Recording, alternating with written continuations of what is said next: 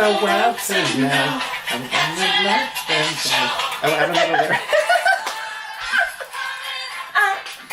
I'm coming out right now. I'm gonna let you know. I'm gonna let it show. Oh.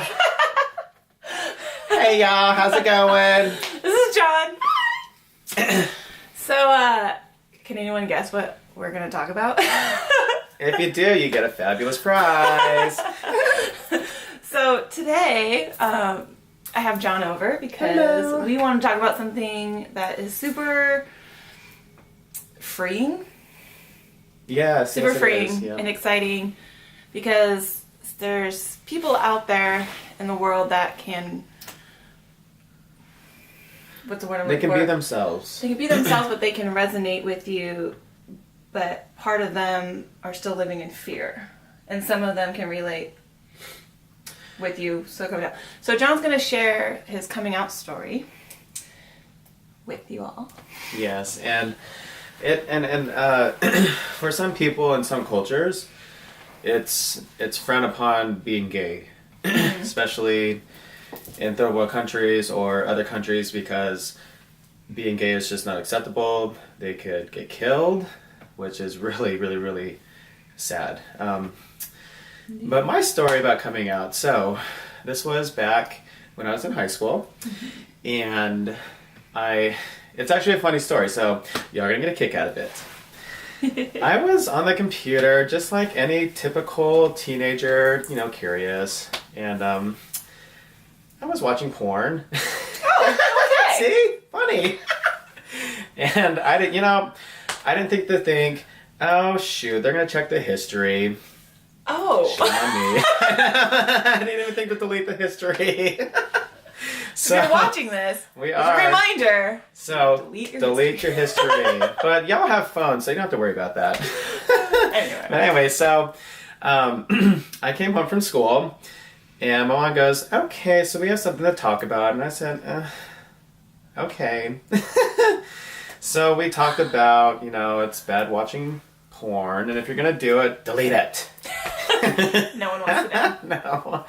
So I wrote a letter about me being gay because it was really hard for me to come out to my family face to face. Did you write that letter multiple times?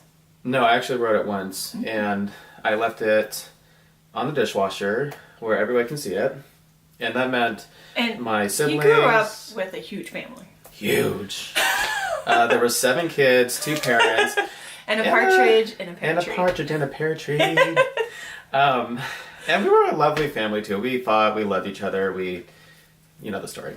Yeah. So when I came home from school, and I might get emotional. That's okay. You know what? Cry it out, let it out, because you've been holding It's this in such for a significant part of your life. It really is. It is so important too. Yeah. And for those who have been holding in, since you're 25, 30, it's okay to let it out. Really, let it out. That's what it's all coming out. I'm coming out.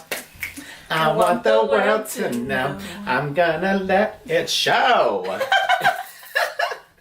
I don't know if I understood that. That was cute. So we talked about it, and it got emotional. And I said, I can't hide it anymore. I'm gay. I'm gay. I knew I was gay when I was 3 years old. 3! The hardest people that I came out to was my grandparents. Especially my grandmother. She's hardcore Catholic, and I thought she would disown me, which does happen, by the way. But it took me by surprise that she gave me a hug and said, "Don't stop being who you are. I love you. I'll always love you. And just know that we love you." So, let's talk about that. So when Okay. someone says, always be who you are. So, it's so interesting, in the perspective of, who you choose as a partner that would make part of who you are. Sometimes it always, someone that doesn't come out, and then all of a sudden they come out the next day or whatever. That still doesn't take away who they were all those years, right? And in fact, like, I've noticed, like, in the change of view of the more you have come into who you are and your ownership, I've seen, like, you used to be super negative. It's true, I was. But you were. And, I mean, so was I. We all were. And throughout the couple, like, last years, I've seen you grow into such a positive person, and that's why I've been inspired and why I asked you to come and speak with people, because the change, and I've noticed that the more you have had ownership of who you are, is that. And so I feel like even if you came out, it's like taking that, like, one step of that ownership of, like, this is who I am, and then being able to be that person. Because, I mean, did you feel like you were living a lie at some point? But I mean, it never took away of who you were as a caring person, and, you know, all these loving things about you. It didn't change. The only thing that changed is that you were physically said it to somebody, right? It's just a different label, but it didn't change who you are, or did it? Well, it changed for the good, because I felt like, yes, I was living a lie. Like, it wasn't okay to come out, because back then it was kind of frowned upon. It wasn't like now. That was 2004. It's so acceptable. 2004, yeah. It's a different time. Yeah, so back then I was being picked on. I was being called, you know, names. I'm not going to mention it because it's derogatory. But I kept telling people, no, I'm not gay, I'm straight, blah, blah. I was lying to myself. And I said, you know what, this isn't cool. Yeah. You know, if my friends, my family can tell that I'm gay, then why am I lying to myself? Indeed. And I'm making a wrong message to those who are, in fact, gay. And in fact, back then, I think there were just a few handful of gay kids. And they were out. And I said, well, if they're out, why can't I be out? Yeah. So they inspired you. They did. And I said, well, okay, what's the point of holding out? Like, why can't I come out? So was there some forgiveness you had to do for yourself from all those years of not saying anything? Like, was there a process of forgiveness and learning to love who you were? I guess. I think it was more of other people's opinions, yes. Like, but that's part of self-love, is getting to the point where and I think that's what I've seen, is that you haven't let those people's opinions define you like were before that might have been. Right, yeah, because before I used to let everybody get to me, like, tell you who you were. Tell me who I am, what I should do. And then, like Kayla said, a few years ago, I dropped all the negativity. I said, why live in the negative when I can live in the positive? That's what it's all about. Live in the positive, because life is short. And when it's not like it happens overnight. It's literally a process to get to the point of being positive all the time. Like, being able to look at the positive aspects and not dwell on the negativity, and, like, let people in. I mean, how many years? I mean, it probably took, I'm, like, on a 3-year journey of when I really, like, put enough effort.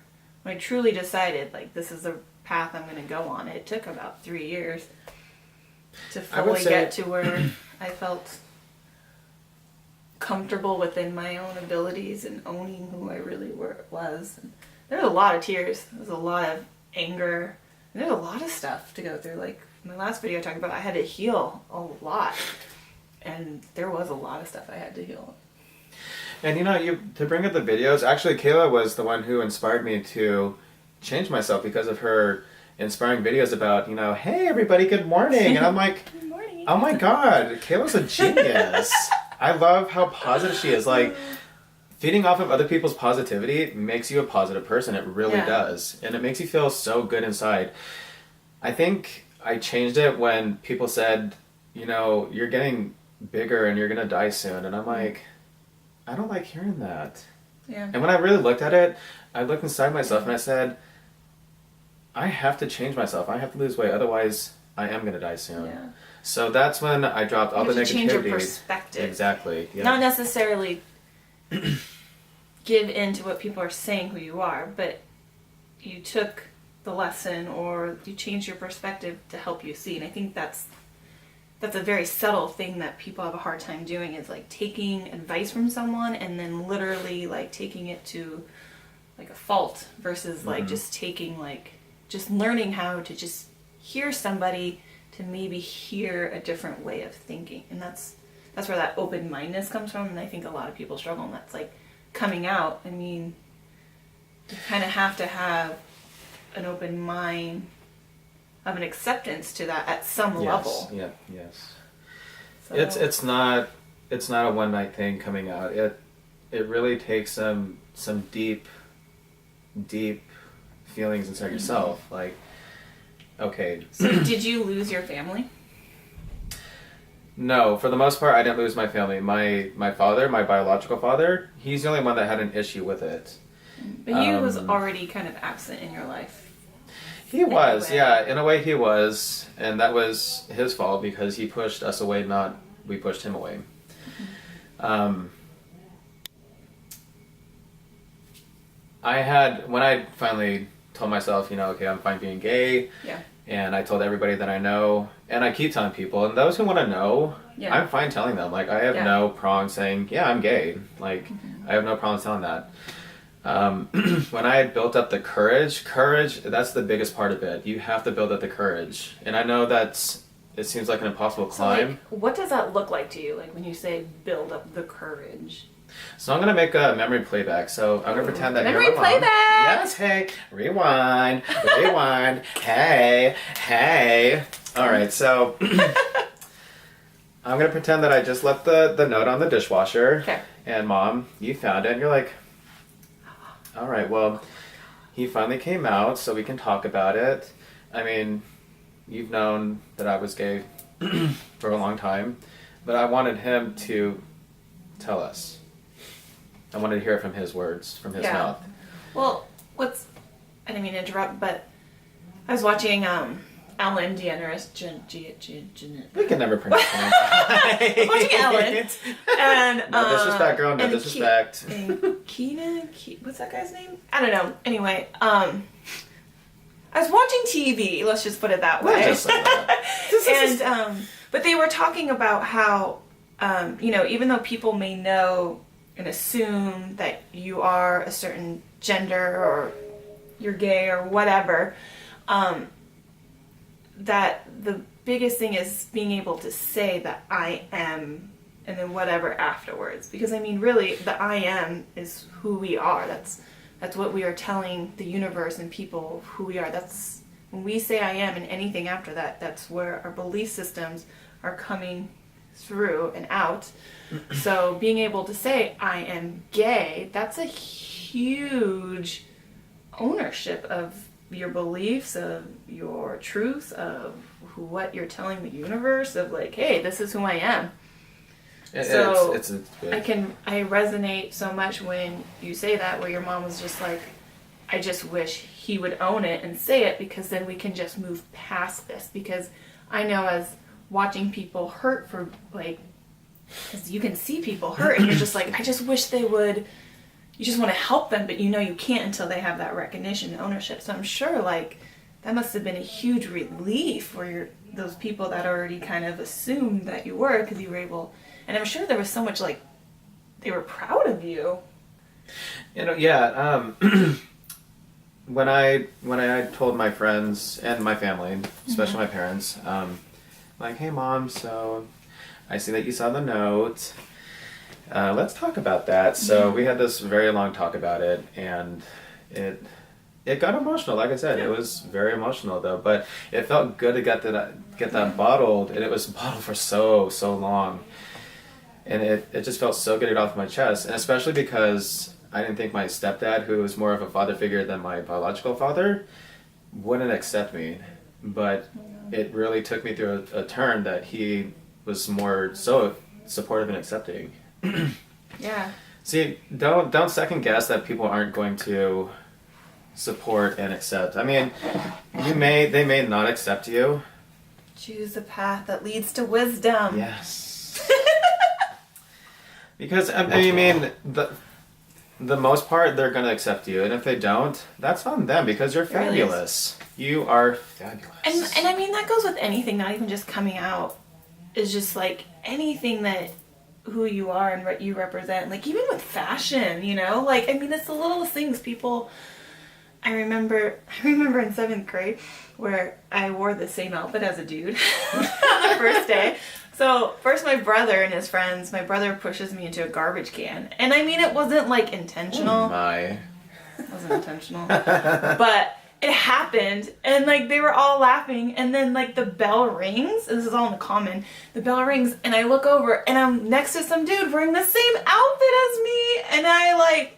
Wow. But I remember like it's those like subtleties of.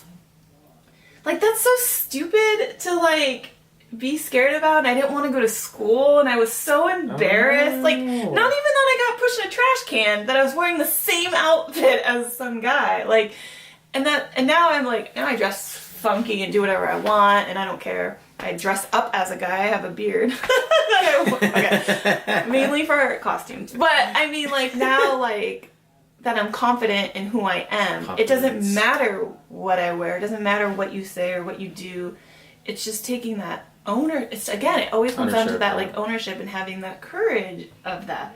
And sometimes like, you know, we go through phases where we think we're this or we think we're that or we're told we're this, and then we get challenged of it, and then we decide, you know what, I am strong. Like, you know, you find your strength and you find your courage, you find that persistence, you find all these things that you forgot that you were or that you didn't know you were, because there's so many different levels of it. Mm-hmm. And I think that's what I see with you is that taking that first step is like planting that seed, and then throughout the years, you know, that self-care of like watching it grow. Because I mean, it's like a plant. Like you either water it or you don't. You either nurture it or you don't, and you know what happens.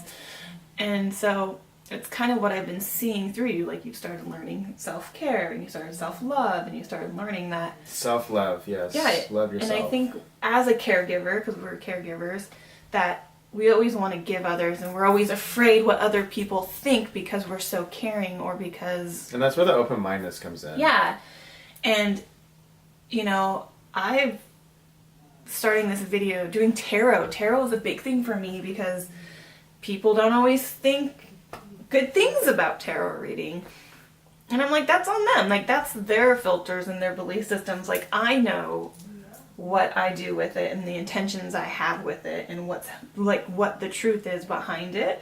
And so like if they want to judge or whatever, then that's their evolution to go through. And if judgment, that's a huge part of this too. And if I had never written those videos or whatever, then would I have been able to inspire somebody like the way I have with you? And you don't know, just like those people inspired you to come out. Like, and I think that's why it's so important to have that courage and realize that it doesn't matter what people think, because I've learned that if you let go of the control of what people think, something bigger and better always comes out on the other end. Yes, always. Yes.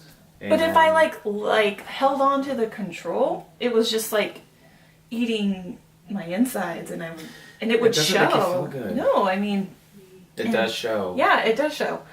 It does show. It does. And you know what? I recently turned to Buddhism and yoga, and it makes you feel so good. Yeah. That doesn't mean I don't believe in God, mm-hmm. but I found that I have a more connection to the spiritual part of Buddhism, because it not to sound like a hippie, but I feel more connect with nature when I do Buddhism. When I do yoga and the meditation part, I feel like I can just relieve my stress into the universe and get back the positivity of it. And that's the great thing is that's why there's so many things out there, because, you know, it works for everybody. I mean, even in the nanny world, like, there's so many different families and nannies, and I mean, not everyone's going to be your match. Like, everything we should be grateful that we even have the free will and the opportunities to explore those things. And if we're not exploring those things, then what experiences are we having? And then how can you open your mind more and learn from them? Right, if we're just keep doing the same things. And you know, I kind of had that awareness today where I'm just like, what are you being comfortable about? Like, you say you want this, but then is there a belief that's not quite matching it, so then it keeps bringing like conflict, like a conflict outlet. And that kind of has to do with like like before I was like dating, like I'm like, well, I really want to date, but then I'm like, how much effort do I really want to put into it? So then I'm like, what am I really saying I want that? I mean, I'm just thinking of like, or like working out, like I really want to work out, but then am I really putting the effort into it? But it's like getting out of that comfort zone. But you know, it feels good when you do it, and it feels good when you say it, and it feels good when you own it. And it's, again, it's going beyond lip service. Yeah. Like, so the other day, my friend came from town, and her brother came over and shared with us about a suicide. And this guy, like, was reaching out to people, and a couple people were commenting. And I had righteous anger because in his post, is on Facebook, but in his post, like, nobody said anything, no one commented, no one liked things. A few people, but those were the people that had reached out to him. And finally he wrote goodbye. And then he killed himself. And then all of a sudden, there's likes and comments. And I was like, but what about before? Like, what about when he was asking for help and reaching out? And I'm like, when are we going to get to the point where we go beyond lip service and actually Caring try about it, yeah, and to help people, try to get out of that ego mindset, and like, you know, those little things do make a difference. it does matter. That's right. And yeah. it's like, but then it kind of goes back to like, do we know how to be friends to ourselves? Because, I mean, we feel alone, even like with coming out or whatever, depression, like we always feel alone, but we also have to learn how to be a friends for ourselves, because that's how we're going to know. And also, if you don't have experiences, how would you know that that person was serious or something? Like, you know, we go through breakups and loss and grief and all these things, and they come in different forms. Usually our grandmas are the ones that hit the most. But you kind of learn, but then when someone's going through it, you have recognition of like, I can resonate with that emotion and that feeling because I've been there. And then you have the empathy and the compassion, and then you go beyond lip service and say, hey, I know that you need someone just to vent and listen to, and like just be that person. But I feel like we forget that that's the whole point of like having experiences and stuff, so we can take those feelings, so then we know. Just like you can sit here and be like, I went through this experience, and now I can help bring awareness as to what someone needs to hear, or what they're feeling, because I went through it. And I wanna share a story that I watched on YouTube, and it was a tragic story. And it made me cry so bad. This beautiful boy, I think he was 17 or 18, picked on his whole entire life for being gay. He wrote a story to Lady Gaga, one of my biggest influences. I love her. Love that bitch. Love you, Gaga. Love you, Gaga. Seen her in concert. She's amazing. Go see her. Go. Did you see the movie with her? Oh my god, it was amazing. I haven't seen it yet. So. Oh. Anyway, See ya. What really upset me was the fact that no one was hearing him. Yeah. Nobody was hearing the pain that he was going through. Yeah, it's like la la la. If I don't listen, it won't go. It'll go away. Right. This guy was. Well, unfortunately, was trying something to does go away. He wrote his family this letter saying, you know, I've been going through so much, being picked on in high school for being gay, being called names, the derogatory terms that I don't like to use. And it took a toll, and this is it. This is my last day. Family woke up, found him hung on a tree in the backyard, which he grew up in that house. And Lady Gaga read this later in her concert to the audience and said, "This is so fucked up." How did she get the letter? Or was it just like on the internet going viral? He sent it. I don't know if she saw it on Facebook or something. Okay. But anyway, she read the letter. She read the letter, so she made that worldwide message sent across saying, "It is not okay to bully. It is not okay to torment, to harass, because this does happen. It takes lives. It's fucking horrible. It's a rippling effect. Excuse my language, but it's horrible." And kids are killing themselves because they're being bullied, not only because of gay, but of other reasons too.